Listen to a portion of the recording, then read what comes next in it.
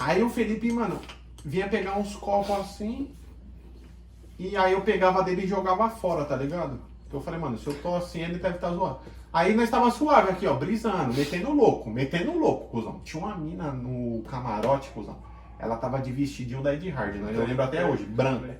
Tio, ela rebolava e ficava e o Felipe assim, ó. E o Felipe ficava, mano, não é possível, mano. Olha só a mina, tá ligado? Mano. Aí, cuzão.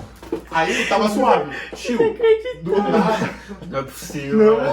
Não, piora, essa história piora. Aí, mano, do nada eu viro assim, eu tô moscando assim, eu olho pro Felipe, mano. O Felipe dançando com a caixa de som, mano, abraçado na caixa de som, alto pra caralho. Eu não conseguia passar do lado do bagulho de tão alto. Ele abraçando assim, pá. E aí nessa hora eu falei, cara, o Felipe tá muito louco. Nossa, você tá torto, velho. 12 aninhos. É, porque eu tava meio, não torto, mas eu tava meio zoado. A primeira vez foi estranho, eu fui no banheiro, eu fiquei lá mijando, eu fiquei, cara, eu tô ruim. Aí eu ficava ouvindo, eu tô ruim. Aí eu, mano, Ele tava na brisa. Era muito estranho. E o Felipe tem uma brisa, rapaziada, desde aquele dia, que foi a primeira vez que ele bebeu até hoje, quando ele tá muito louco, aí você dá um esporro nele e ele faz assim, ó. Ele não abre um sorrisão dele. É isso mesmo. Ele sempre faz isso, não é, viado? Até hoje, tio. É muito engraçado, mano.